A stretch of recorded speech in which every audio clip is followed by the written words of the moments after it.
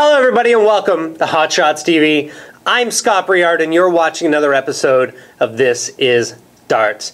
Today, Friday, and what a week it has been for the world of darts. Grand Slam going on over in the UK, and there have been some matches like I've never seen before. John Part, Raymond Barneveld, I mean, going at it where Part needed to win 5-2 to qualify and advance out of his round. Barneveld hitting 180s like he was popping certs. I mean, these guys are playing unbelievably well. Anastasia throwing some fantastic darts, almost qualifying out of her section as well. Unfortunate loss there at the end of Mark Webster. But guys like Kevin Painter stepping up his game. American Darren Young stepping up his game. I mean, these guys, the averages are huge in this tournament. So any of you, as I mentioned in a prior episode, get yourselves on to www.justin.tv and watch it. It's one heck of a weekend coming up. Today, Friday's events, matches today, I mean, Robert Thornton, Darren Young, I mean, there's going to be a nail-biter there. Terry Jenkins and James Wade. As far as I'm concerned, the number 3 and number 4 player in the world. John Part's up there with Order of Merit.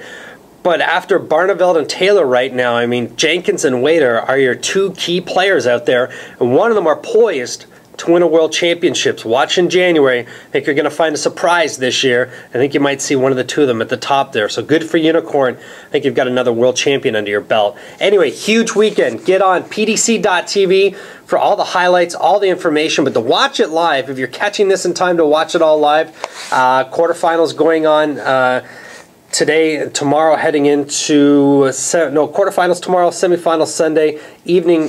Sunday will be the finals. So get yourselves on to Justin.tv. Watch it live. It starts. I mean, let's go back to the 70s and 80s, and I've kept a lot of videos. I used to tape them all on TSN back then as a kid, capture them on VHS. A lot of them are here in store for people to watch.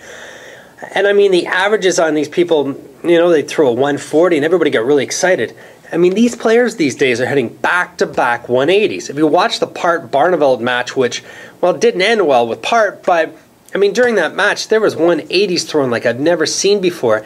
These guys today have stepped up the game to a level that is just spectacular, and it's enjoyable to watch. And it's funny, I was thinking about it on the way into work today, that it's not necessarily technology that's evolved the game. I mean, if you ever watch old golf matches from the 70s and 80s, I mean, they were using completely different woods back then. Irons, nothing had the technology that a company like Callaway really introduced to the industry and have carried on in every other manufacturer. I mean, they've changed the heads on drivers, so there's a, you know what I mean, no room for error. Well, there is room for error now, where years ago there was no room for error. You had to be precise and accurate to hit the ball correctly. Where today, I mean, people like Tiger Woods are driving distances that would have been unheard of back in the 70s and 80s. So darts hasn't had that sort of technology. The products are fantastic. We're noticing 90% darts are thinner, allowing you to hit more triples. But the same combination of flight, shaft, and barrel exists. Nobody's ever changed that entirely. Grips are thicker and stronger. But if you watch someone like Terry Jenkins, who's throwing a dart with no grip at all, I mean, he's one of the world's best, and he has no grip on his darts. So it's not just the grip. I don't think that's helped it evolve. It's something. Anyway, whether it's more practice time because there's more prize money, these guys are able to make enough annually to support a family. I mean, Taylor making hundreds of thousands of pounds. I think he's been comfortable for quite a while. But anyway, I mean, these guys can now focus on playing darts, where at one time Alan Warner, who I believe was a nurse, was working during the week and making his way into championship tournaments throughout the weekend. I mean, and Alan might have been, you know, top 4, top 5 in the world at the time, but had to have a day job. And a lot of the other guys were plumbers and such, you know, during the week and making it out to events, and they were ranked in the top 10, the top 20. So it's great to see the prize money. Players are much more ambitious, I think, to get out there, and maybe that's why the dart levels have just gone up that much higher.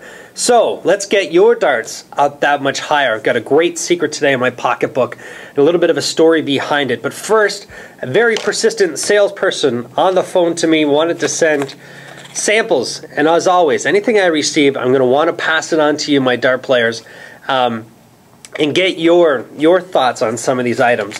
So they've sent me a new sharpening mechanism. Great for fish hooks. What else do we have in here? Tools, needles, center punches, and darts. And I tried to inform the salesperson that darts there's no need for them to be razor sharp. You're going to hit a wire and it's going to bounce out if it's that sharp. You want some sort of a little rounded edge on the bottom of the dart, potentially to roll off a wire. Been my theory anyway, and I firmly believe in it. And speaking with some of the most important people to ever manufacture darts, like Jeff Pickup and some of the others from England, it's been a theory all along. You do not want the point super sharp. And I feel bad when I see people sit there with a small round sharpening stone and just grinding the heck out of the dart. It's not going to help. But anyway, they've sent me 3 samples of a sharpening mechanism, I'll call it. Obviously, all my darts here are brand new. I have no darts that are worn out. So, if you have darts that are just beaten up and abused, let's send you these. First 3 people, I guess, send me a name, send me an address. Let's get these out to you. I want some feedback. Let me know how they work for you.